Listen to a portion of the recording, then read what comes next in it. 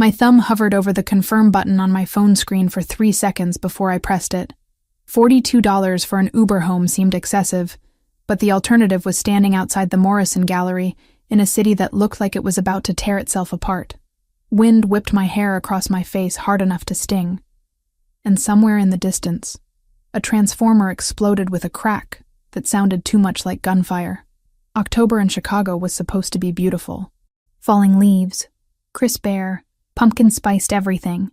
Instead, the weather forecast had labeled tonight's storm catastrophic. In that calm, clinical way, meteorologists deliver news about disasters. I could already see trash cans rolling down Michigan Avenue like tumbleweeds, and the sky had turned that peculiar shade of green that made my stomach clench with childhood memories of tornado drills. My exhibition had ended early.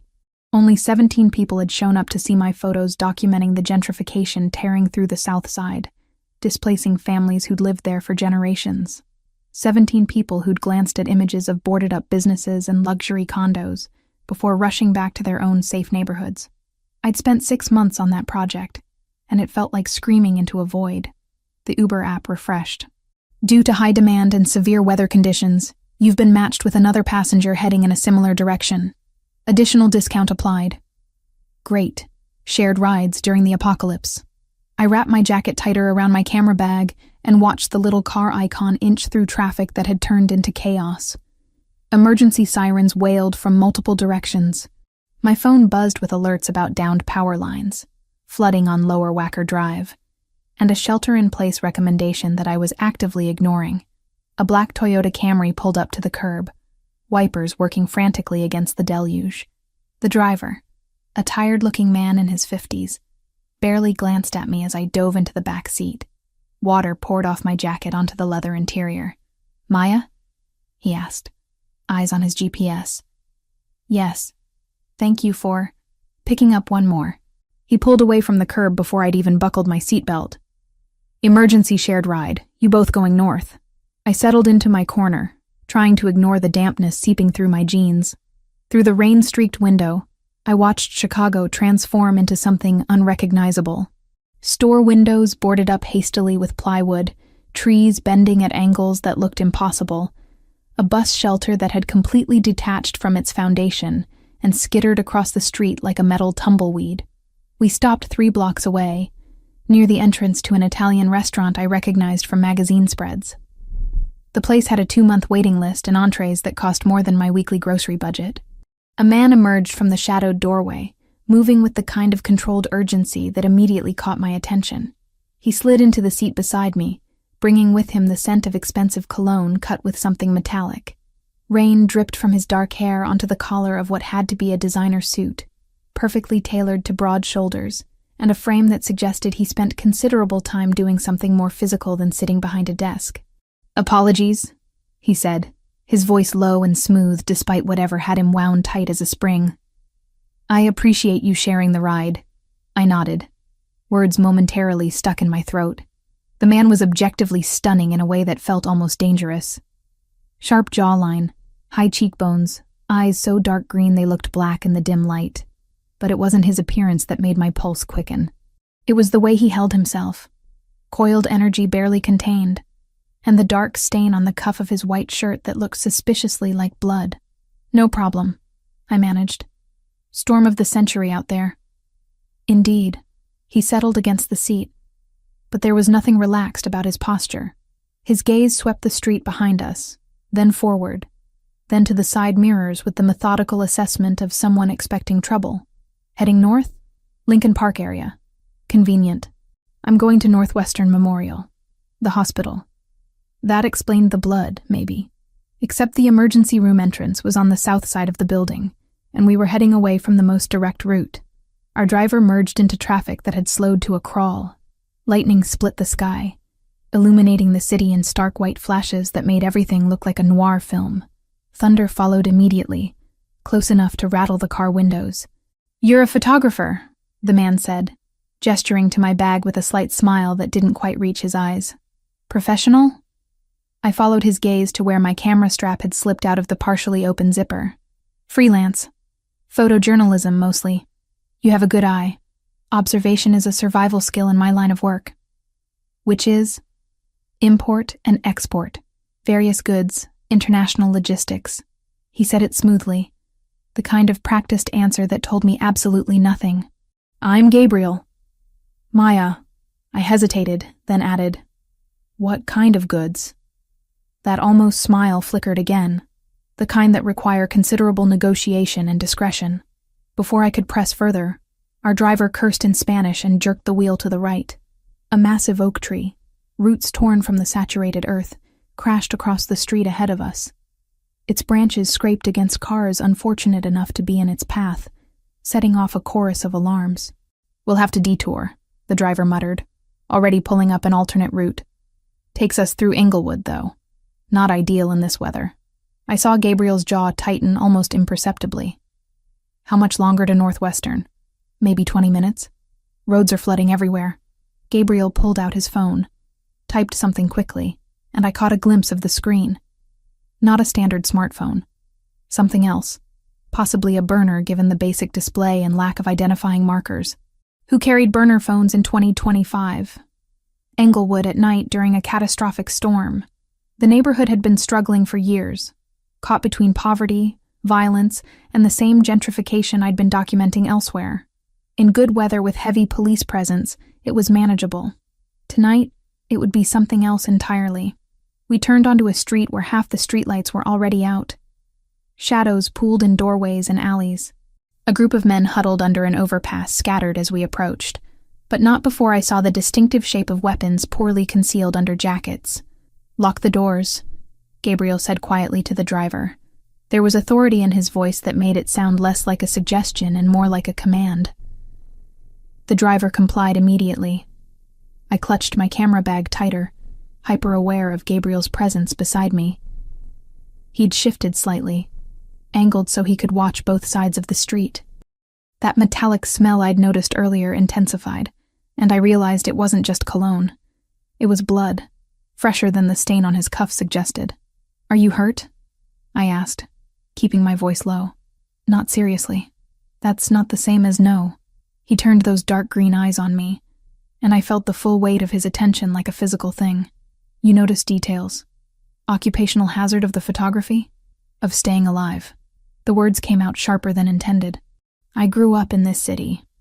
I know what blood smells like, and I know when someone is expecting trouble. For a moment, something shifted in his expression. Respect, maybe, or calculation. Then you understand why I need to reach the hospital quickly. Before I could respond, our driver slammed on the brakes. Ahead of us, 2 cars had stopped perpendicular to each other, completely blocking the narrow street. Men poured out of both vehicles, and the first gunshot cracked through the storm with unmistakable clarity. Our driver didn't hesitate. He threw the car in reverse, but another vehicle had pulled up behind us, boxing us in.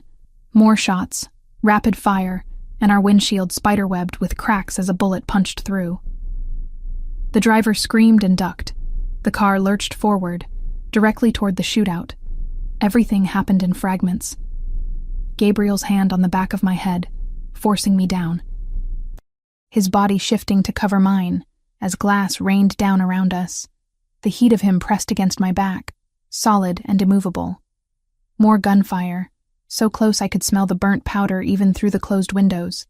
The car scraped against something metal with a shriek that set my teeth on edge.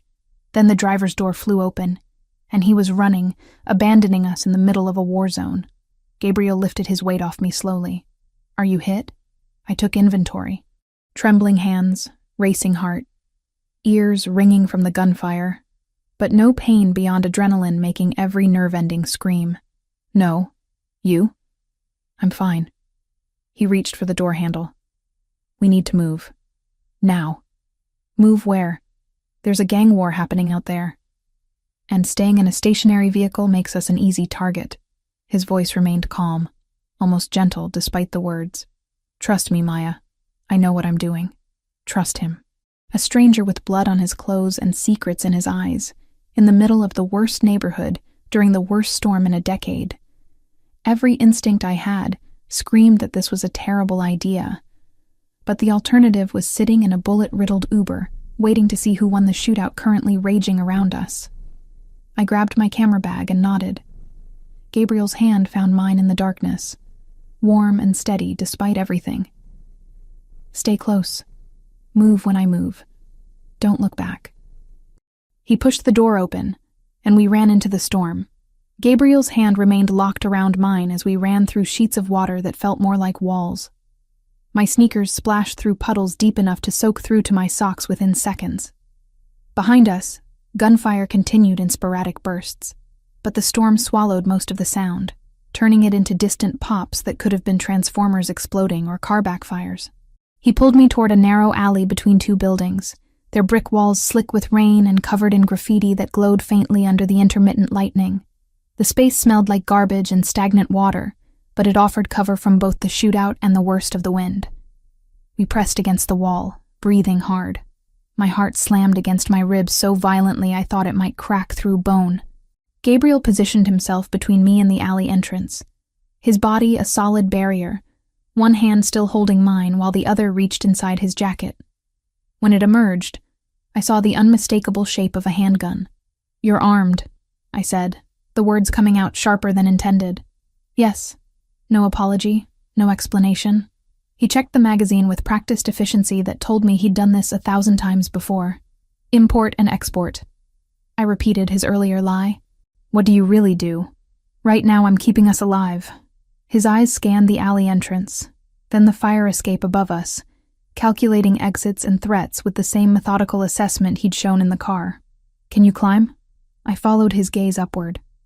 The fire escape ladder was extended, reachable if we could jump high enough.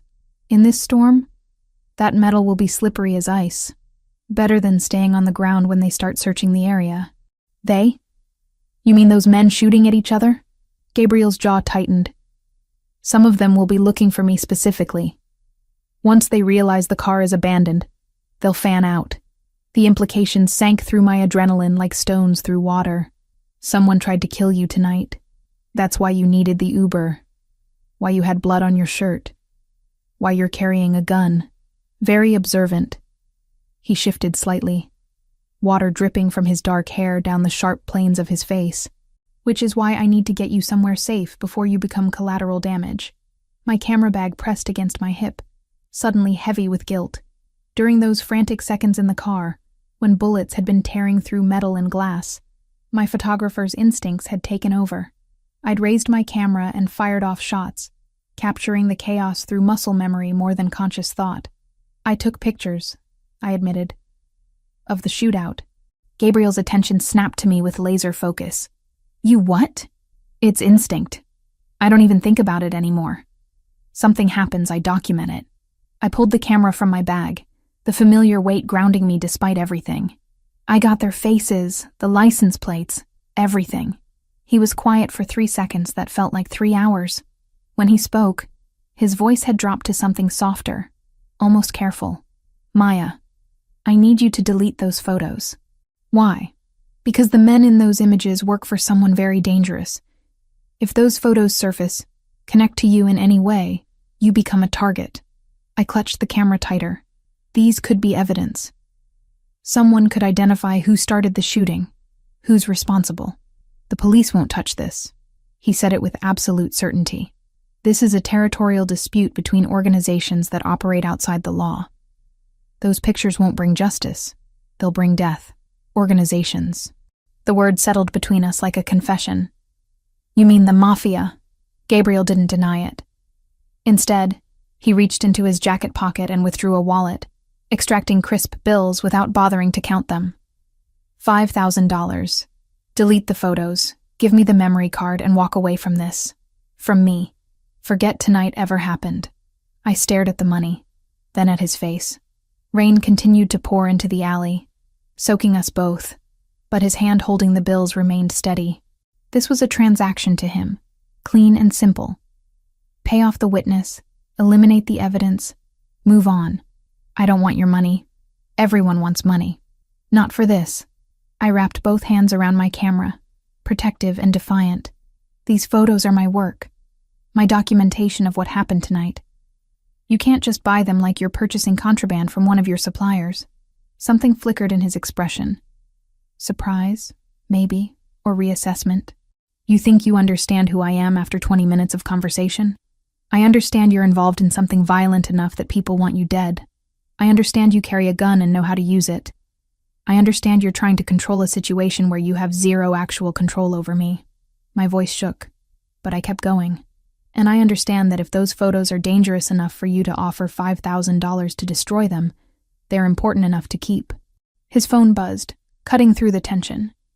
He answered without breaking eye contact with me. Adriano. I couldn't hear the other side of the conversation, but I watched Gabriel's face shift through micro-expressions. Relief, then anger, then cold calculation. Luca's stable? A pause. And the Bratva? Another pause, longer this time. His jaw clenched. How many streets are they covering? The south side? All of Englewood? He glanced at me. I have a complication. I bristled at being called a complication. A civilian. Wrong place, wrong time. He listened. No, I can't leave her here. They saw the car. If they're thorough, they'll check cameras, identify passengers. More listening. Fine. Send a secure vehicle to the warehouse on Halstead and 47th. 20 minutes. He ended the call and pocketed the phone. The gun had disappeared back into his jacket at some point, which should have made me feel safer but somehow didn't. Who's Adriano? I asked. My consigliere. My advisor. He said it like those words should mean something specific. And Luca is my second in command. He was injured in the attack at the restaurant tonight. The attack you survived. Yes. And the Bratva? Russian organized crime. They want control of shipping routes I currently manage through the northern ports. He spoke matter-of-factly, like discussing quarterly earnings instead of gang warfare. Tonight was their second attempt to eliminate me this week. The casualness of it made my stomach turn. You sound like you're talking about a hostile business takeover. That's exactly what it is, just with higher body counts. He checked his watch, an expensive piece that had somehow survived our run through the storm without a scratch. We have 19 minutes before the car arrives. After that, I'll take you home personally and post security on your building until we confirm you're not a target. And if I refuse? To delete the photos or to accept protection? Both. Gabriel stepped closer, close enough that I had to tilt my head back to maintain eye contact. This close, I could see the small scar bisecting his left eyebrow, the way his wet shirt clung to a body that suggested regular time in a gym, the exhaustion around his eyes that spoke to more than just tonight's violence. People die around me, Maya. His voice dropped to something raw and honest.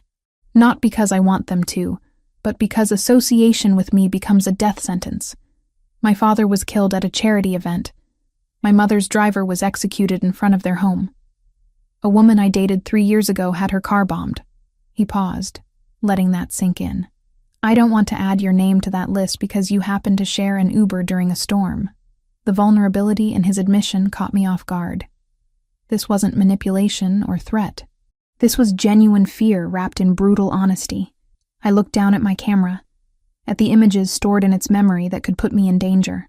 Then I looked back at Gabriel, at this complicated, dangerous man who'd used his body as a shield when bullets flew. My thumb found the delete button. One by one, I erased the photos from tonight, watching faces and license plates disappear into digital oblivion. Gabriel watched silently, and I wondered if he noticed that I was deleting from the current folder, not from the backup storage card hidden in the bottom of my bag. Done, I said, showing him the empty camera display. He studied me for a long moment. You kept a backup. It wasn't a question. You're observant too. Smart. He didn't sound angry, just resigned. Keep it hidden. If the wrong people know you have those images, it won't matter that you deleted the originals. Thunder cracked overhead, close enough to make us both flinch. The storm showed no signs of letting up. If anything, the wind had intensified, turning the rain nearly horizontal. Gabriel's phone buzzed again. He checked it, then gestured toward the end of the alley. Car's 5 minutes out. We move when I say. Stay low. Don't stop for anything. And then what? Then I make sure you get home safely. His eyes met mine, dark green and intense. And you forget you ever met me. But even as he said it, we both knew that was impossible. Some encounters changed everything, and this was one of them. I woke up to 17 missed calls from Carmen and a news alert that made my blood turn cold. Massacre at Giordano's restaurant. 4 dead, multiple injured in targeted attack. The first photo in the article stopped my breath. A body being loaded into a coroner's van, face partially visible beneath the sheet. The man who should have been driving Gabriel last night. Dead before he ever had a chance to pick up his passenger. My phone buzzed. "Carmen, tell me you're alive," she said. "I'm fine. What's happening?" "Gang war. 4 men executed at Giordano's. 3 more found in Englewood. Police are calling it territorial disputes, but my sources say this was a hit on the Ravellini family." She paused. "You know who they are?" The name landed like a punch. "No. One of the big 3 families running organized crime in Chicago. Italian mafia, old school but modernized. Casinos, construction, security services, all legitimate on the surface." Carmen's voice carried that manic edge she got chasing stories. "The Bratva's been trying to take their territory. Russian organized crime. This feels like escalation." I thought about Gabriel's expensive watch, the gun, the authority in his voice. "Import and export. Why are you asking?" Carmen pressed. "This isn't your beat. Just curious." Storm had me watching news. The lie tasted bitter. After we hung up, I Googled Gabriel Ravellini. Sparse results. Charity galas, construction contracts, business journals. Nothing screaming mob boss. Nothing proving he wasn't. One photo caught my attention. A hospital fundraiser 3 years ago. Gabriel in the foreground with donors, and in the background, slightly out of focus, my grandmother Elena in her bakery apron, holding a tray of pastries. My grandmother knew him. 20 minutes later, I walked into Padaria Elena. The smell of fresh bread hit me like comfort. Elena stood behind the counter, silver hair in its perpetual bun, and her face lit up before concern replaced joy. "You look terrible. The storm? Can we talk in the back?" She studied me with eyes that missed nothing. "Is this about a man? How do you always know?" "Because you have the same look your mother had when she met your father." She flipped the sign to indicate a break and led me to her tiny office. "Tell me, what do you know about Gabriel Ravellini?" Elena's expression shifted, careful and calculating. She poured us coffee, sat down with a sigh. "That's a name I haven't heard you say before. I met him last night. We got caught in that shooting in Englewood." Her hand flew to her chest. "You were there? He kept me safe. But this morning, the news about the restaurant. I need to understand what I got involved in." Elena folded her hands on the desk. "Gabriel Ravellini is a complicated man. His family's been in this neighborhood 70 years. Started on the docks, expanded into other businesses. Some legitimate, some not. So he is Mafia. He runs his family's organization, yes." She said it without judgment. "But he's different from his father. When he took over 8 years ago, he changed things. No drugs, no human trafficking, no targeting civilians. He has rules. Honor. It's old-fashioned. Maybe naive, but he believes in it. You talk like you know him personally." "I do." She glanced at a photo on the wall. "When your grandfather died and left me with debts I couldn't pay, Gabriel's father bought the debt. I thought I'd sold my soul, but Gabriel wasn't his father. When he took over, he came here personally, renegotiated everything, cut my debt in half. He's been coming every Sunday for 8 years, buying bread and pastries, paying in cash, tipping well. He's never made me feel like I owe him anything beyond our contract. I absorbed this, trying to reconcile the man she described with the one who'd held a gun in an alley. My parents, the shooting when I was 16. Could that have been—" "No." Elena's response was immediate. "Your parents died in a gang crossfire. Random violence. No connection to the Ravellini family. It was investigated. Just senseless tragedy." She took my hand. "I don't know what happened last night. But if Gabriel kept you safe, you were lucky. He's a man of honor in a dishonorable business, but that doesn't make him safe to be around. His enemies are brutal." The door chimes jingled. Elena stood to return to work. I followed, intending to leave, when I saw him. Gabriel stood at the counter, hair still damp, wearing jeans and a black sweater. He held his usual shopping basket. His eyes found mine, surprise flickering before settling into something guarded. "Maya, I didn't expect to see you here. My grandmother's bakery." His gaze shifted to Elena. "Mrs. Sinclair, your granddaughter?" "Since birth." Elena folded her arms, protective. "Did you know this?" "I didn't." The resemblance is obvious now. Something genuine crossed his expression. "We need to talk," I said. He glanced at the empty shop, then Elena. "Could we use your storage room? I promise she'll be perfectly safe." Elena studied us both, then nodded toward the back. 10 minutes. The storage room smelled like flour and yeast. Gabriel closed the door, set down his basket, leaned against a shelf. Suddenly the space felt much smaller. "You researched me," he said. "You knew I would." I kept my hands in my pockets. "You're Gabriel Ravellini, head of the Ravellini family. The man whose driver was murdered before he could pick you up." "Yes. The restaurant massacre was meant for you." "Yes." His honesty was worse than lies. No pretense, no softening. "I need to tell you something," I said. "When I deleted those photos, I didn't delete the backup. I keep a redundant memory card. The images are still there." His expression didn't change. "I know." "You knew." "I suspected. You deleted too easily." He straightened. "Why tell me now?" "Because my grandmother thinks you're honorable. Because you kept me alive. Because I'm tired of lying." I pulled out my phone, showed him my archive. "This isn't just the shootout. I have years of photojournalism. Politicians with criminals, cash exchanges, corruption that could bring down careers." He scrolled through, face unreadable. "This is dangerous work. I know, but it matters. And the backup from last night? Still exists, but I won't publish it unless you give me reason to." I met his gaze. "Consider it insurance." A smile ghosted across his mouth. "Smart. Ruthless. I'm impressed. I'm trying to survive whatever this is. What do you think this is?"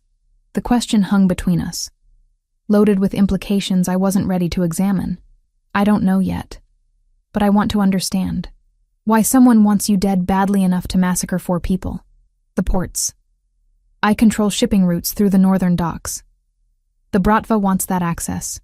Dmitry Volkov's been pushing into Chicago for 2 years. I'm the last holdout. So he's trying to kill you. Him or someone he hired. Last night was the 2nd attempt this week. He pulled a card from his wallet, black with a silver embossed number. If you notice anything unusual, cars following you, strangers asking questions, call this, day or night." I took it. Its weight somehow significant. "You think I'm in danger?"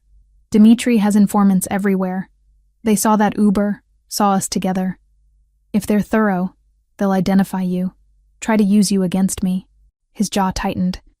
"I won't let that happen. You can't protect everyone." "No, but I can protect you." The way he said it felt like a vow. Elena's voice carried from the shop. Time was up. Gabriel picked up his basket, and we emerged to find my grandmother packaging his order with unnecessary force.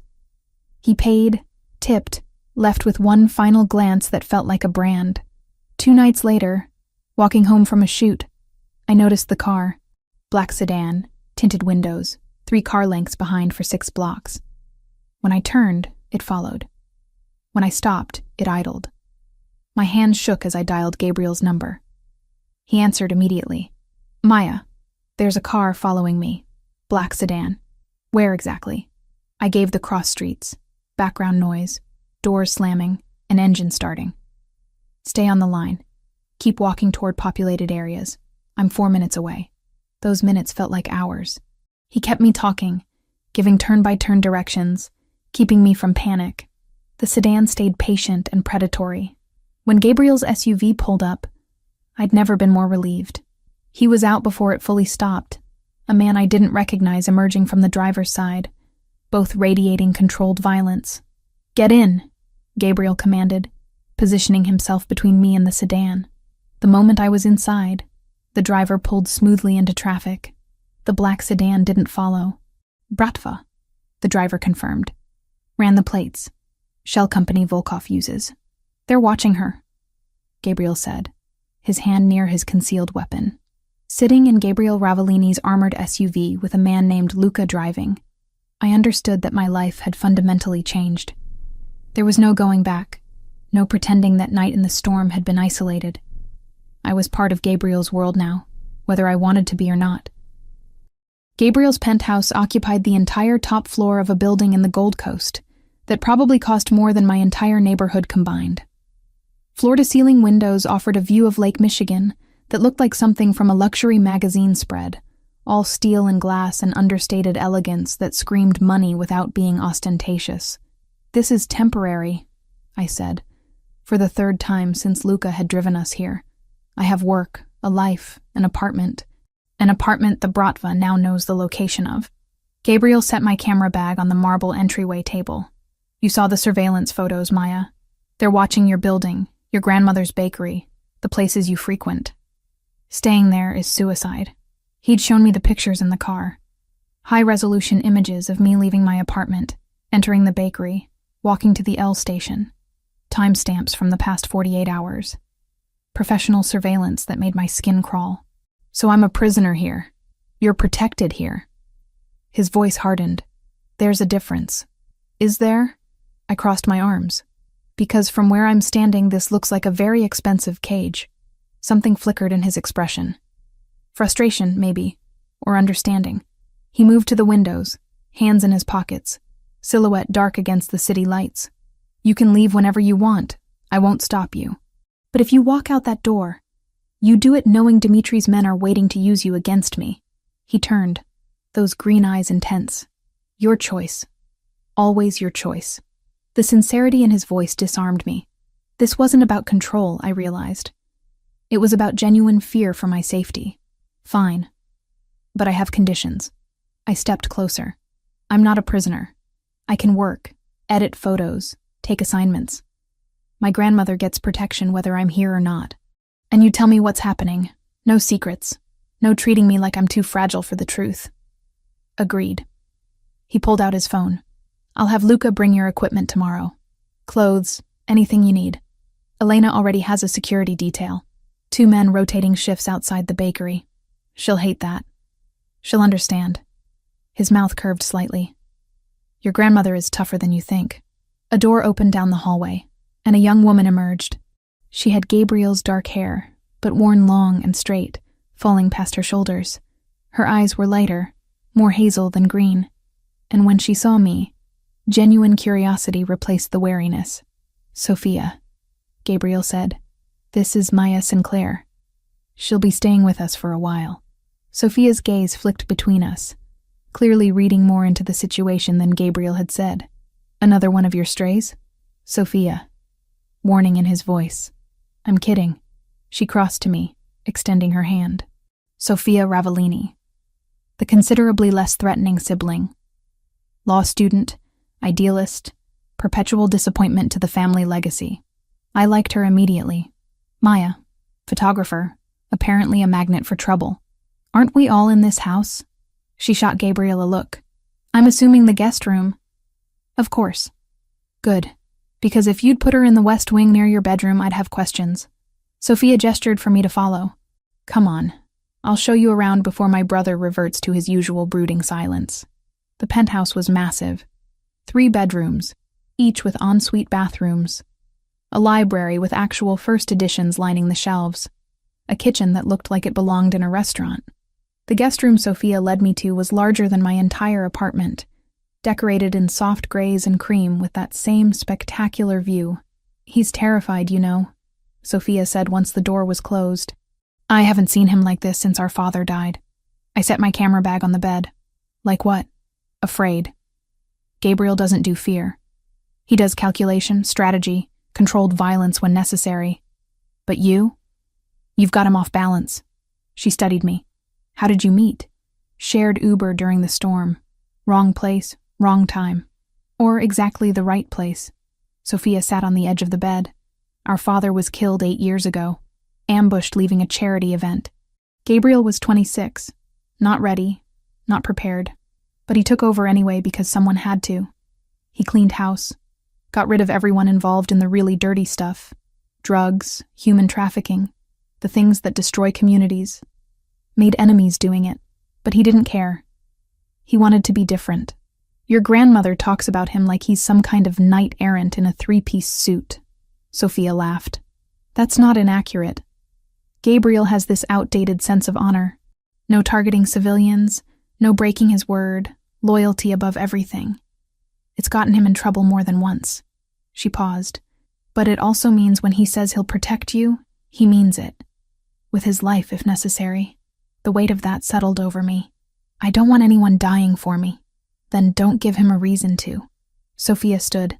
Dinner's usually around 8. Gabriel cooks when he's stressed, so prepare for something elaborate and delicious. Fair warning, he's going to hover. It's annoying but well-intentioned. She was right. At 8 sharp, Gabriel appeared at my door with an invitation that sounded more like an order. I followed him to the kitchen where he'd somehow prepared osso buco that smelled incredible, with risotto and roasted vegetables arranged with the precision of a chef. You cook, I said, surprised. My mother insisted all her children learn. She said anyone who couldn't feed themselves wasn't truly independent. He poured wine, handed me a glass. How do you take criticism of your work? The question caught me off guard. Depends on the criticism. Your exhibition photos, the gentrification series. He gestured to where he'd somehow acquired copies, displayed on a tablet propped against the counter. They're technically perfect. Composition, lighting, emotional impact. But they're safe. Safe? You show the aftermath. Boarded windows, displaced families, the wreckage. But you don't show the cause. The politicians approving development, the contractors cutting deals, the money changing hands. His gaze met mine. You document the symptom, not the disease. Heat flushed through me, part anger, part recognition. Those photos could get me blacklisted. Those photos could change things. He plated the food. You have the archive. Use it. We ate in charged silence. He was right, and I hated that he saw it so clearly. My work had been careful, palatable enough for galleries and publications. But the real story, the corruption I'd documented over years, sat unused because I'd been afraid. After dinner, I called Carmen from the library. She answered on the first ring, voice sharp with concern. Where the hell have you been? I've been trying to reach you for 2 days. I'm fine. Just staying with a friend for a while. The surveillance spooked me. I glanced at Gabriel, who'd given me privacy, but remained within line of sight. Can you do me a favor? Look into any recent real estate deals in the 43rd Ward. Politicians approving variances. Contractors with criminal connections. I'm working on something. This have anything to do with the Ravellini story? Maybe. I'll explain later. We talked for another 10 minutes before I hung up. Gabriel approached with my camera, which I'd left on the kitchen counter. May I? I nodded. He scrolled through recent photos, stopping on one I didn't remember taking. Him in the kitchen earlier, guard lowered, stirring risotto with complete focus. The light had caught him perfectly, showing someone softer than the dangerous man I'd met in that alley. Keep this one, he said, handing back the camera, for your archive of symptoms and diseases. Before I could respond, the library door opened. A man in his 50s entered, silver-haired and dressed in an immaculate suit. He nodded to Gabriel with the familiarity of long association. Adriano, Gabriel greeted. Maya, this is Adriano Bellavita, my consigliere. Advisor, Adriano clarified, offering his hand. Though the Italian sounds more impressive. Mrs. Sinclair, I've heard quite a bit about you. None of it good, I'm guessing. On the contrary, he smiled. But it didn't reach his eyes. Gabriel, we need to speak. It's urgent. Gabriel's expression shifted. All business. Give us a moment. I stood to leave, but Gabriel's hand on my arm stopped me. Stay. You wanted no secrets. Adriano pulled out his phone, displaying what looked like surveillance footage. Dimitri made his move. He approached the Donatelli and Castrovani families this afternoon. Offered them each 20% of your territory if they help eliminate you. Neutrality isn't an option anymore. My breath caught. Gabriel's jaw tightened, but his voice remained steady. Their response. Donatelli's considering. Castrovani wants guarantees. They're giving you 72 hours to counteroffer or disappear. Adriano's gaze flicked to me. They know about her. Dimitri's using it as proof you're distracted, vulnerable. I'm not vulnerable. Gabriel's voice carried an edge that made me shiver. Set up a meeting. I want all of them in a room where I can see their faces when they refuse Dimitri's offer. And if they don't refuse, then we go to war. The casual way he said it, like discussing business strategy instead of violence, reminded me exactly who Gabriel was. Not just the man who cooked and appreciated photography, but someone who'd survived 8 years at the top of a criminal organization. Adriano left after another 15 minutes of planning I only half understood. Territory, alliances, contingencies. When we were alone again, Gabriel poured himself whiskey, offered me the bottle. I took it, drinking straight from the glass he handed me. Your photo archive, he said suddenly. The one you showed me at the bakery. You said politicians with known criminals. Dimitri bribes officials to operate freely. If you have proof of which ones, it could shift the balance. I stared at him. You want to use my work as leverage. I want to use every advantage we have. He stepped closer. You said those photos could bring down careers. Let them. Expose Dimitri's network. Cut off his political protection. It won't stop him, but it'll weaken his position enough that the other families see working with him as a liability. And if I refuse? If I say my work isn't a weapon for mob wars? Then I respect that decision and find another way. His gaze held mine. But I think you know these people deserve exposure. That justice matters more than staying neutral. He was right. The corruption I documented, the handshakes between elected officials and criminals, the cash exchanges in parking garages, it all mattered. Publishing it had always been the goal. The fact that it also helped Gabriel survive was almost secondary. I'll do it, I said, but on my terms. I choose which photos, how they're released, what story they tell. Agreed. We stood close enough that I could see the flecks of amber in his green eyes, smell the whiskey on his breath. The air between us felt electric, charged with everything unsaid. Why are you really doing this? I whispered. Protecting me. It's more than just preventing Dimitri from using me against you. Because the moment I saw you in that car, something shifted. His hand came up, fingertips grazing my jaw. Because you argued with me in an alley while I held a gun. Because you're brave and stubborn, and you look at me like I'm human instead of a monster. You are human. Most days I'm not sure. I closed the distance, pressing my lips to his before I could overthink it. He responded immediately, one hand sliding into my hair while the other pulled me flush against him. The kiss was everything I'd been denying since that first night. Hungry and desperate, and absolutely reckless. An alarm shrieked through the penthouse.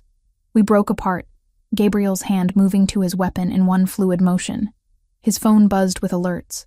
Security breach on the north entrance. Stay here, he commanded, already moving toward the door. Luca appeared in the hallway, weapon drawn. They exchanged rapid words in Italian before Gabriel returned, tension visible in every line of his body. False alarm, faulty sensor, but his eyes said otherwise. Someone had tested the security, probed for weaknesses. The kiss had changed everything, and now, standing in Gabriel Ravellini's fortress, with war coming and my heart still racing, I understood there was no going back. I was all in, for better or worse. 10 days in Gabriel's penthouse, and I'd developed a routine that felt disturbingly normal. Mornings editing photos in the library while he worked through security reports. Afternoons where Sophia and I explored Chicago's architecture through my lens, always with Luca trailing 2 steps behind. Evenings when Gabriel cooked elaborate meals, and we talked about everything except the war building around us. I learned his operations weren't what I'd imagined. The casinos ran clean audits, employees paid fair wages with real benefits, construction contracts used union labor, projects inspected to code. The security firm protected small businesses in neighborhoods police ignored, collecting fees but actually showing up when called. No drugs, no human trafficking, no loan sharking that breaks people, Gabriel explained one night over wine. My father built this family on exploitation. I'm trying to build something different. You're still a criminal. Yes, he didn't flinch from it. But I choose which laws to break. The ones written by politicians I have photos of taking bribes. He had a point I didn't want to acknowledge. Carmen visited on day 8, visibly nervous despite Luca's clearance. She hugged me too tight, eyes darting around the penthouse like she expected threats to materialize from the expensive furniture. "We need to talk," she said, voice shaking. "Alone." Gabriel gave us the library without protest.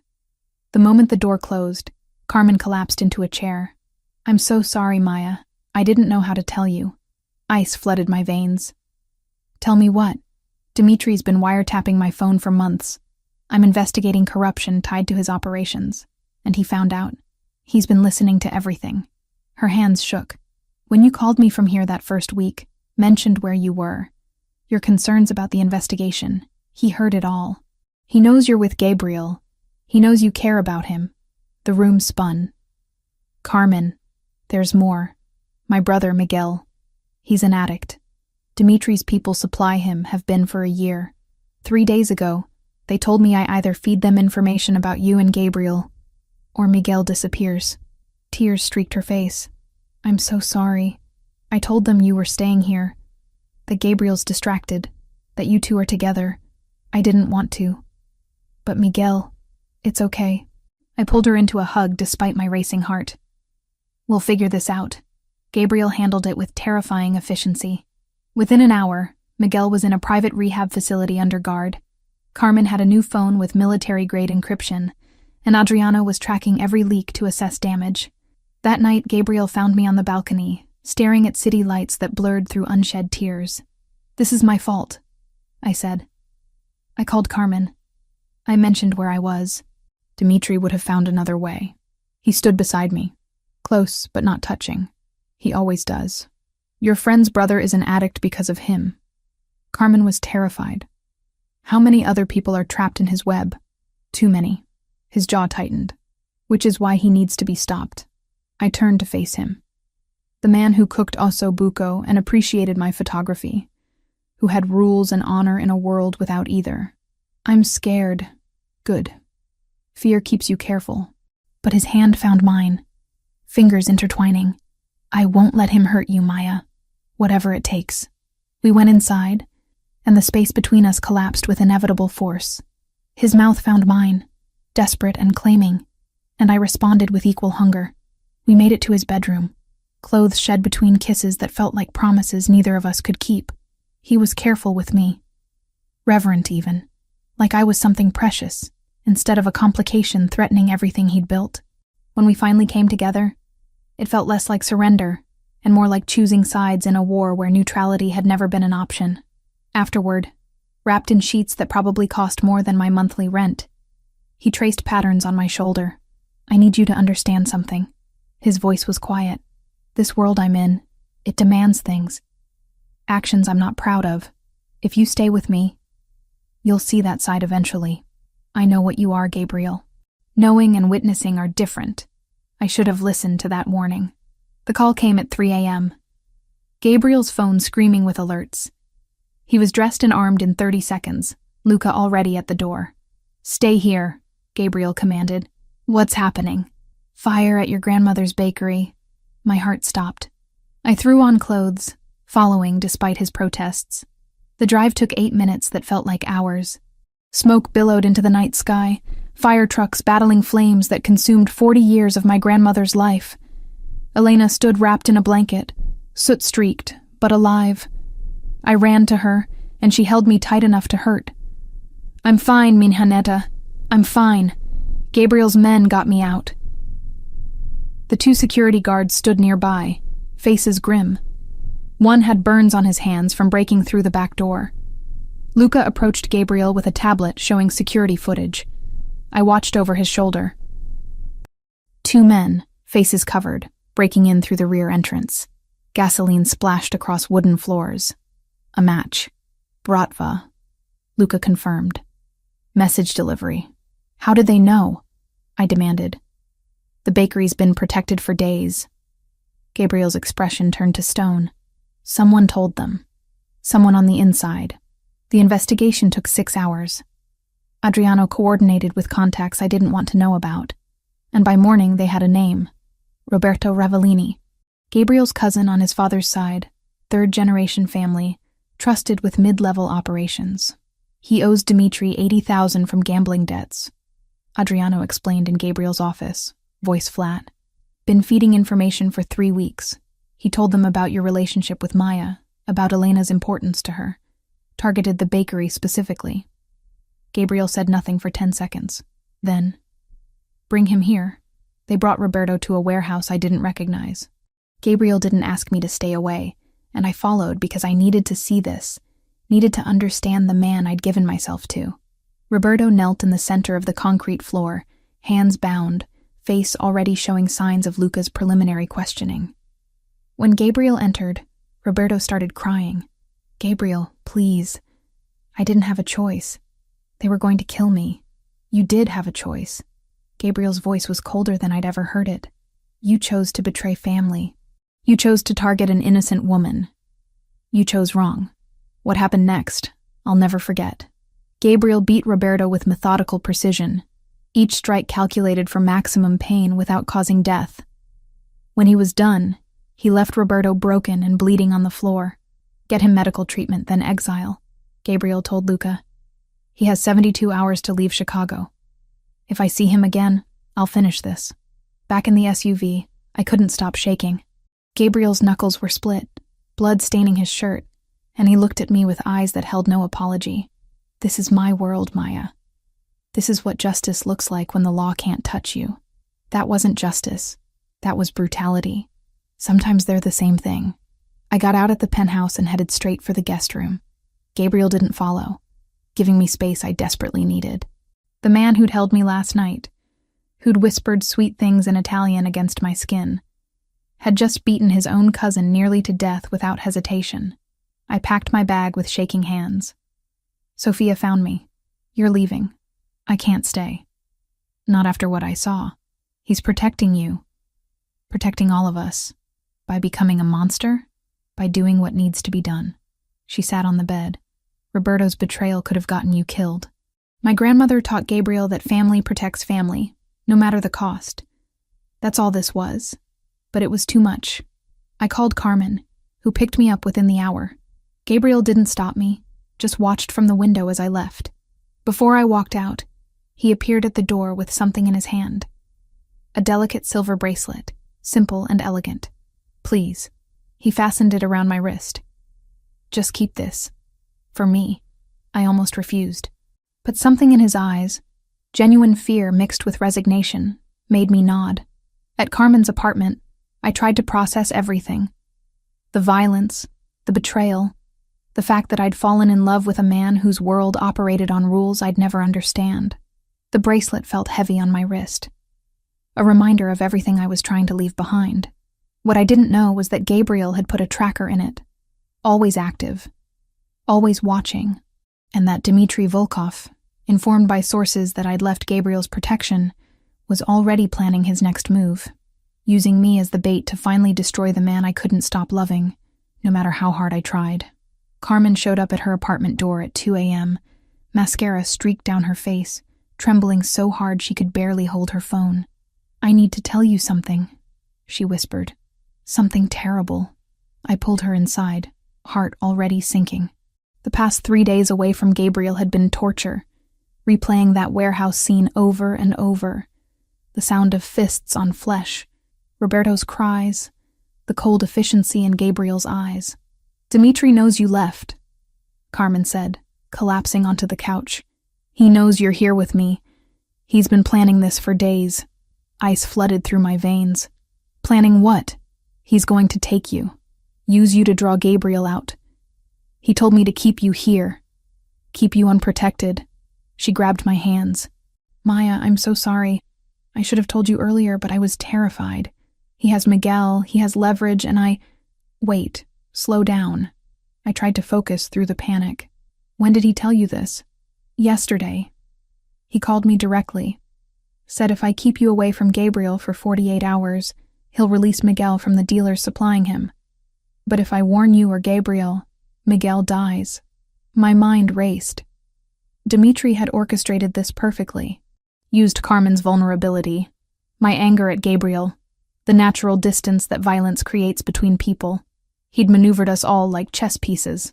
Call Gabriel, I said. Right now. But Miguel. Gabriel will protect Miguel. You know he will. I grabbed my phone, found Gabriel's number. The one I'd been staring at for 3 days without calling. We end this. Tonight. Gabriel answered on the first ring, voice rough with exhaustion. Maya, Dimitri's coming for me. Carmen told me everything. He's been planning this since I left. Silence for 3 heartbeats. Then, where are you exactly? I gave him Carmen's address. Background noise erupted, orders being shouted, engines starting. Listen to me very carefully, Gabriel said, voice shifting into that command mode I recognized. You have 2 choices. I can extract you right now, take you somewhere Dimitri will never find you. Or I let him take me. And we end this. More silence. Maya, that's not... It is. You know it is. I looked at Carmen, saw my own fear reflected in her eyes. He won't stop. He'll keep using people I love to get to you. Unless we make him think he's won. If something goes wrong, then you make sure it doesn't. I surprised myself with how steady my voice was. You said you'd protect me. So protect me. But let's finish this. I heard him exhale. Could picture him running a hand through his hair the way he did when calculating odds. Adriana will coordinate. Luca positions the team. You wear the bracelet I gave you. Don't take it off for any reason. The tracker's always active. When they move you, we'll know exactly where. The other families? Declared neutrality this morning. If I survive this alone, they'll accept my territory stays intact. If I don't, he paused, then it doesn't matter anyway. We planned for an hour. Carmen would act normal, keep me at her apartment. Dimitri would make his move within 24 hours, likely public to force Gabriel's hand. I'd go quietly to avoid civilian casualties. Gabriel's team would shadow at a distance, wait for the location to be confirmed, then strike. One more thing, Gabriel said before hanging up. The night your parents died. I looked into it after you mentioned them. I found inconsistencies in the police report, witness statements that disappeared, evidence that wasn't processed. His voice dropped. Dimitri was in Chicago 12 years ago, working for the Bratva's previous leadership. I think he knows something about that night. The implications crashed over me. My parents' deaths weren't random. They were connected to this world I'd stumbled into, to Dimitri's operations, to something bigger than I'd ever imagined. Find out, I whispered. When this is over, I need to know. I will. I promise. They came at noon the next day. Carmen and I were having coffee, pretending everything was normal, when the building's fire alarm went off. Standard evacuation procedure. Everyone flooding into the streets. Professional chaos. A black van pulled up as we reached the sidewalk. 2 men emerged, moving with military precision. One grabbed Carmen, holding her back. The other reached for me. I didn't fight, didn't scream, just locked eyes with Carmen and nodded once before letting them guide me into the van. The drive took 30 minutes. I counted turns, tried to memorize the route, felt the bracelet heavy on my wrist. Gabriel was tracking this. He knew where I was going. I had to trust that. We stopped at the docks, the industrial section where shipping containers stacked like metal mountains.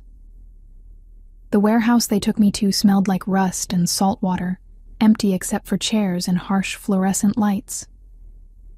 Dmitri Volkov stood in the center, smoking a cigarette, looking exactly like his photos. Pale hair, cold eyes, a smile that never reached above his mouth. Maya Sinclair. He spoke with an accent that turned my name into something threatening. The photographer. The woman who got Gabriel Ravellini off his game. I said nothing. Kept my expression neutral despite my racing heart. He's coming for you, you know. Right now, probably. My men reported his vehicles mobilizing 20 minutes ago. Dmitri circled me like a predator. He'll walk into my trap because he can't help himself. Because you made him weak. If you think Gabriel's weak, you don't know him at all. That cold smile widened. Oh, I know him. Known his family for years. I knew his father, knew his operations. And I knew your parents, too. My breath stopped. What? 12 years ago. I was doing surveillance work for my organization. Your parents, they saw something they shouldn't have. A meeting between a city councilman and my superior. Your father tried to be hero. Went to police with statement. So we eliminated the problem.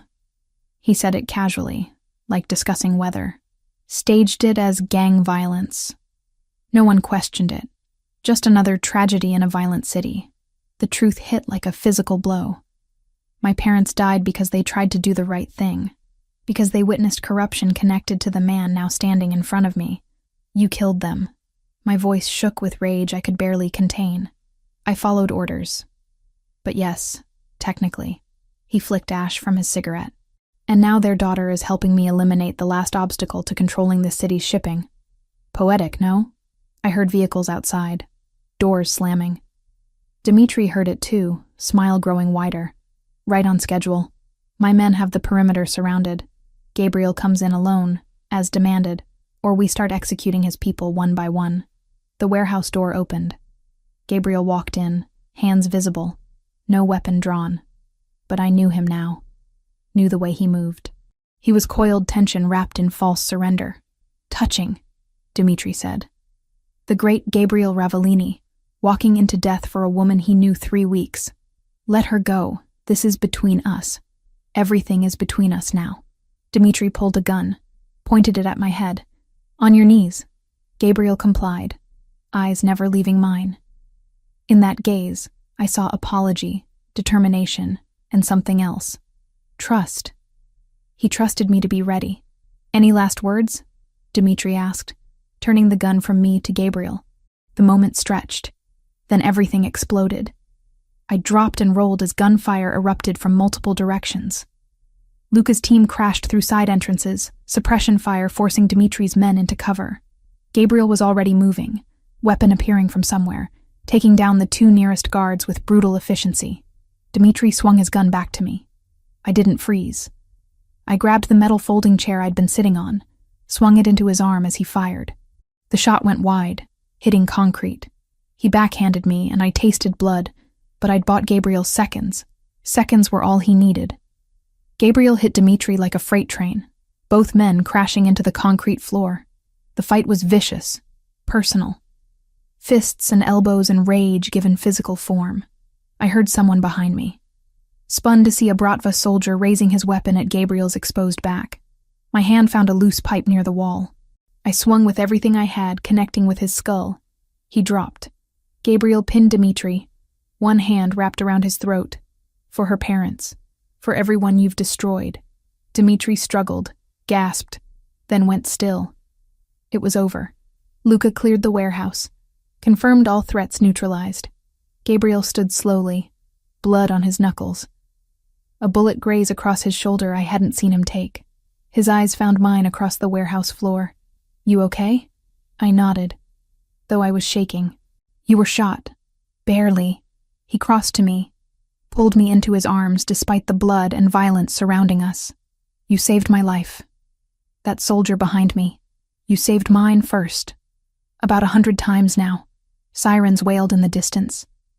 Adriano appeared with instructions for cleanup, for police statements, for managing the aftermath. But for one moment, Gabriel and I just held each other in a warehouse full of bodies and spent shells, alive when we probably shouldn't be. I'm sorry, he whispered against my hair, for what Dimitri did to your parents, for pulling you into this world. I chose this. I chose you. I pulled back to look at him. All of it. His thumb traced my jaw where Dimitri had hit me. No more secrets, no more distance. Whatever comes next, we face it together. Together, I agreed, and meant it. The private hospital room smelled like antiseptic and expensive flowers someone had sent. Gabriel refused the morphine they tried to give him, settling for local anesthetic while they stitched the bullet graze across his shoulder. I sat in the chair beside his bed, unable to look away from the wound that should have killed him if his reflexes had been a fraction slower. Stop staring, he said, voice rough but steady. I've had worse. That doesn't make me feel better. His hand found mine, thumb tracing circles on my palm. You saved my life today. That soldier would have shot me in the back. You saved mine first. We're even. We're not keeping score, Maya, but we were. Some part of me was always calculating, always measuring the debt between us. He'd pulled me from a shootout. I'd let myself be bait. He'd killed the man who murdered my parents. I'd chosen him despite everything. Adriano appeared in the doorway, looking more exhausted than I'd ever seen him. The Donatelli and Castrovani families are here. They want to speak with you. Gabriel started to rise. I pushed him back down. You just got shot, and they need to see me standing. But he didn't fight when I helped him into a robe, careful of his shoulder. The hospital had cleared an entire wing for security, turning the conference room into an impromptu meeting space. 3 men waited inside, all in their 50s or 60s, all radiating the same controlled power Gabriel had. They stood when we entered. Respect or calculation? I couldn't tell which. Ravellini? The oldest said. Silver hair, expensive suit, eyes like a shark. You survived. I did. Gabriel remained standing despite the pain I saw in the tightness around his mouth. Dmitry Volkov is dead. His organization will scatter or be absorbed. My territory remains intact. Because you eliminated the threat personally. Another man, stockier, with a scar bisecting his eyebrow. Old school. We respect that. The third man's gaze landed on me. And you brought civilian into this. That's new. Maya isn't a civilian anymore. Gabriel's voice carried warning. She's under my protection permanently. Anyone who forgets that answers to me. They exchanged glances. Some silent communication I couldn't read. Then the oldest nodded. The Bratva's territory goes to auction. We'll discuss terms next week. For now, peace holds. They left without ceremony. The moment the door closed, Gabriel sank into a chair, pain finally breaking through his control. Back to bed, I commanded. Yes, ma'am. Sophia burst in as we returned to his room, eyes red from crying, and threw herself at her brother, carefully avoiding his injured shoulder. You idiot. You absolute idiot. You could have died, but I didn't. He hugged her with his good arm. I had help. Sophia turned to me. Thank you. For keeping him alive. For being brave enough to walk into that trap. I had good backup. The next visitor was Carmen, pale and shaking, clutching flowers she'd probably bought from the hospital gift shop. I'm so sorry. Both of you. I should have told you earlier about the wiretap, about Dimitri's threats. Gabriel gestured for her to sit. Your brother, Miguel. He's in a facility upstate, top-rated program. Fully paid for the next year. When he's ready, I have a job for him if he wants it. Legitimate work, good pay. Carmen's eyes filled with tears. Why would you do that after what I did? Because Dmitri exploited your fear. That's on him, not you. He glanced at me. And because Maya cares about you. That makes you family. She left crying, grateful and overwhelmed. We sat in silence for a while, processing everything that had happened in the past 24 hours. Dmitri said my parents witnessed corruption, I finally said, that they tried to report it and were killed for it. I need to know the specifics. I've had Adriano digging through police records, witness statements, everything we could find. Gabriel pulled out his phone, pulled up files with his good hand. Your father photographed a city councilman meeting with Bratva leadership 12 years ago. Tried to submit it as evidence to the FBI. Someone leaked that information. 2 days later, your parents were dead. The confirmation hurt more than not knowing. They died doing the right thing. They died because corrupt people valued power over justice. He set down his phone. I can't change that, but I can make sure their deaths meant something. Your father's photos, the ones he never got to publish. We found them in evidence storage. I want to release them now, with your permission. Let the world see what he documented. That would expose the same people I have in my archive. Yes, we could coordinate the release. Your current work with his historical documentation. Show 12 years of systemic corruption. It felt right. My parents had tried to tell the truth and been silenced. Now their daughter could finish what they started. I'll do it. But I need time to process this, to grieve properly, to figure out what comes next. Gabriel's expression softened. You can leave, Maya. Go back to your life. The threat's gone. Dimitri's dead. His organization scattered. You're safe now. Am I? Or will there always be another Dmitri? Another threat? Another reason to look over my shoulder? With me? Probably yes. He didn't sugarcoat it. This world doesn't have happy endings, just truces between wars. Elena arrived as visiting hours ended, carrying a basket of bread despite the late hour. She took one look at Gabriel's bandaged shoulder and shook her head. "You're as stubborn as your father," she told him. "Worse," he admitted. She turned to me, eyes knowing. "Walk with me." We left Gabriel with Sophia and went to the hospital chapel. Empty at this hour, quiet enough for honest conversations. "Your grandfather was a complicated man," Elena said, sitting in the front pew. "He worked the docks, knew the families, sometimes did favors that weren't quite legal. I knew what he was when I married him. Chose him anyway." "Did you regret it?" "Every day." She took my hand. "And never once. He gave me 43 years of love, 3 children, a life richer than any alternative. But it cost me sleep, peace, the certainty that he'd come home every night. That's the trade you make with men like them. I don't know if I'm strong enough. You ran into gunfire to save him, Minhaneda. You're stronger than you think." We sat in silence, and I realized I'd already made my choice. The moment I'd agreed to be bait, the moment I'd swung that pipe to save Gabriel's life, I'd chosen which side of the line I stood on. 2 weeks later, I stood in the rebuilt bakery, watching contractors install the final fixtures. Gabriel had insisted on covering the costs, and for once, Elena had accepted without argument. The new kitchen gleamed with stainless steel, the display cases custom-built to her specifications. I'd spent those weeks editing photos, writing articles, coordinating with journalists to release my archive alongside my father's documentation. 3 city councilmen had already resigned. More indictments were coming. Carmen worked beside me, her investigative reporting finally free from Dimitri's shadow. Sophia visited daily, bringing coffee and gossip from law school. Gabriel gave me space. He called once, brief and careful. I meant what I said. "You're free to choose, Maya." No pressure, no obligation. But freedom felt empty without him. On the evening of the bakery's reopening, I found Gabriel standing outside, hands in his pockets, looking uncertain in a way I'd never seen. "I wasn't sure you'd want me here," he said. I wasn't sure either.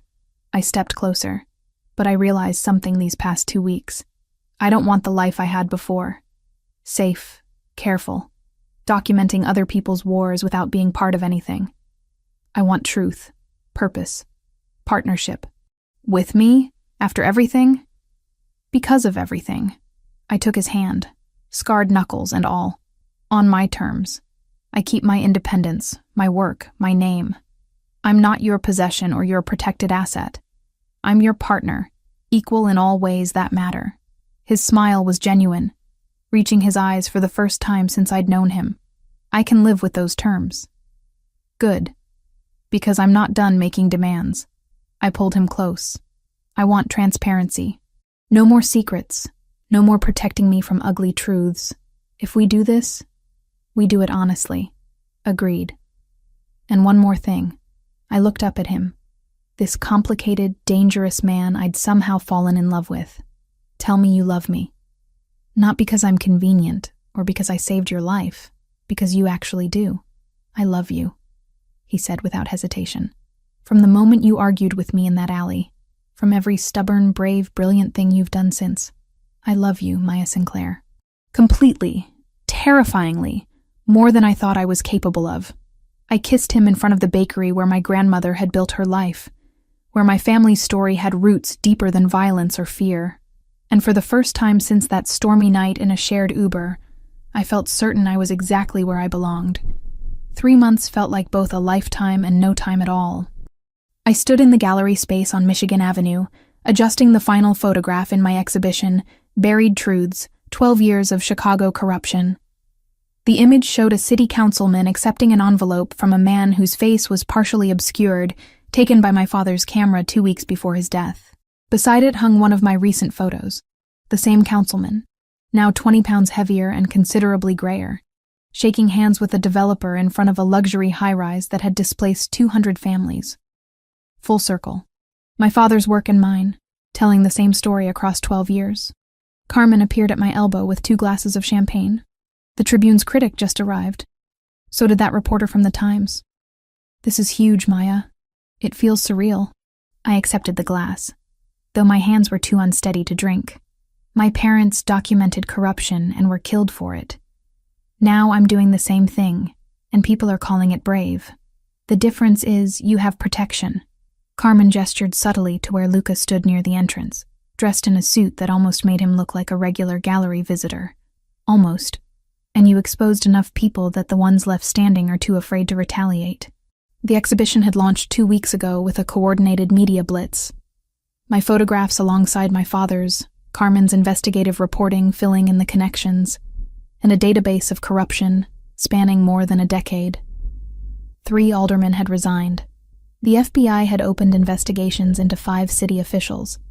The mayor had promised reforms that probably wouldn't happen, but sounded good in press conferences.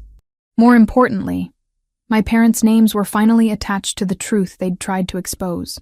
The gallery had created a memorial wall, photographs of them alongside their work, honoring their sacrifice.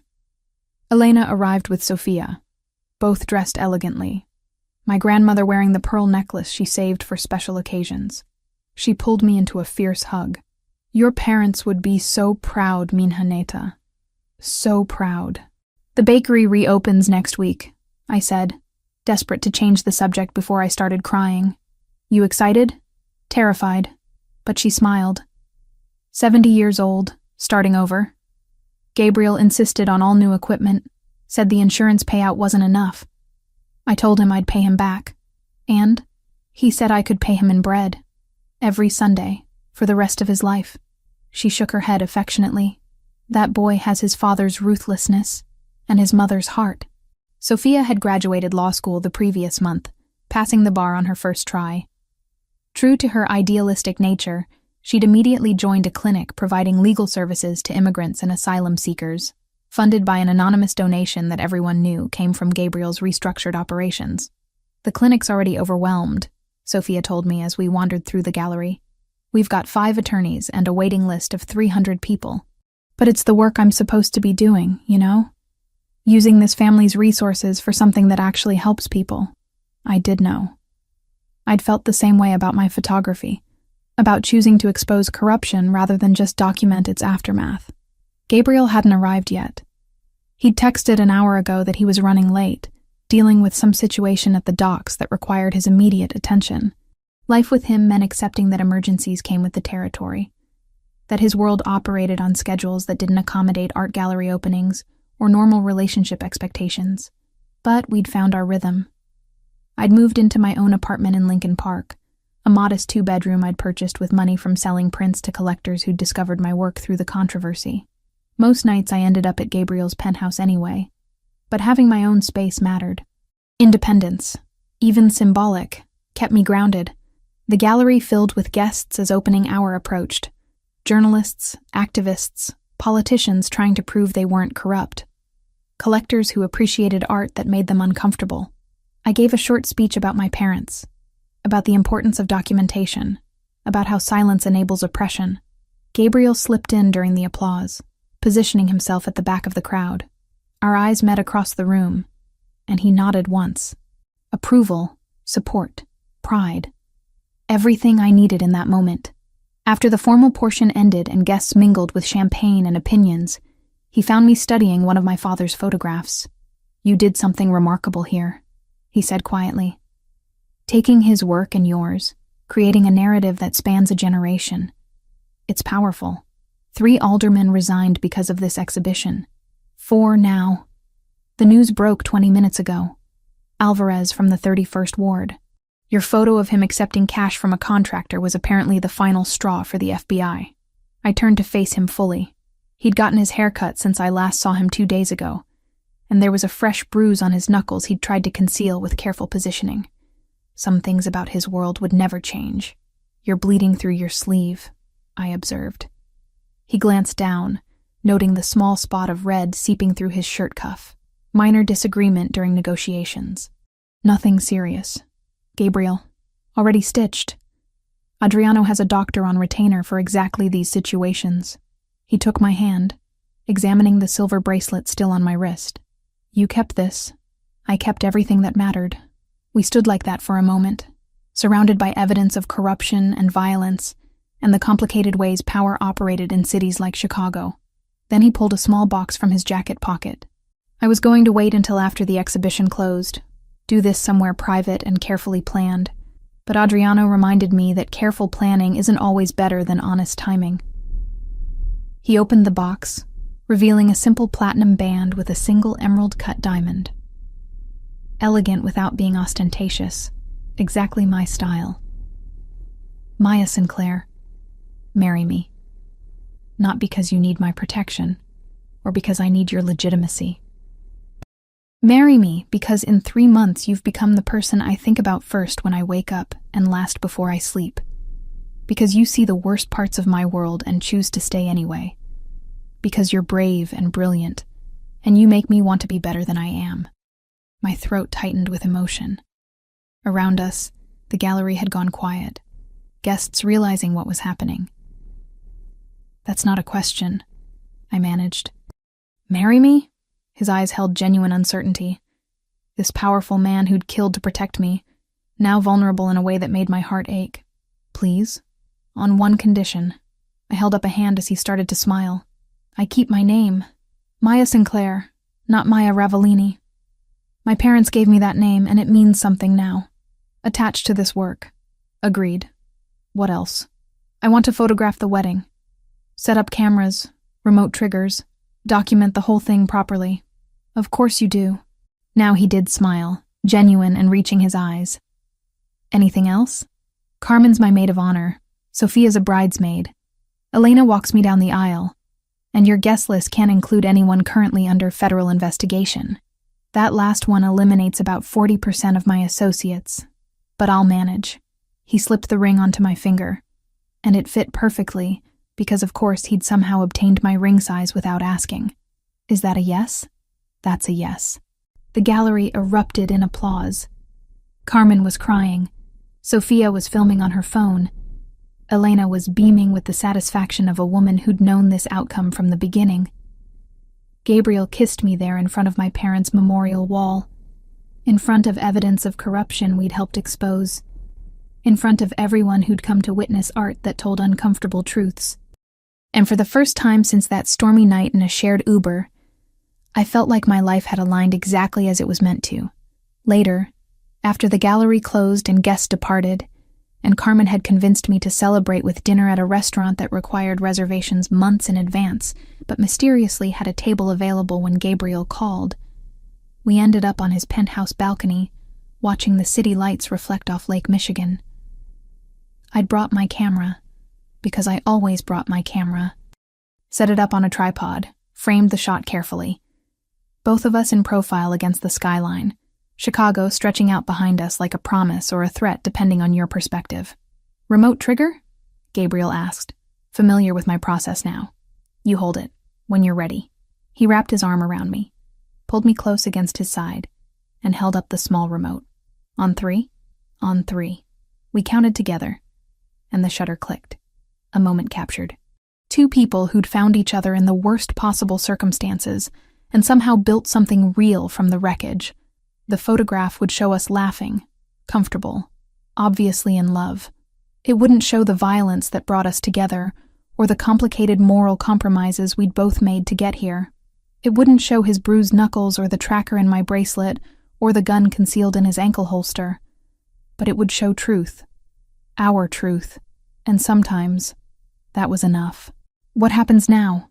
I asked, still pressed against his side, his heartbeat steady beneath my ear. Now we live. His hand found mine, fingers intertwining. We document corruption, protect the people we love, and try to make this city slightly less broken than we found it. That's ambitious. We're ambitious people. Below us, Chicago sprawled in all its complicated glory. Beautiful and corrupt, violent and inspiring, home to millions of stories intersecting in ways that created patterns only visible from a distance. My story had started with a storm and a stranger, and a series of choices that led me here. To this man, this life, this moment balanced between everything I'd lost and everything I'd found. I wouldn't change a single decision.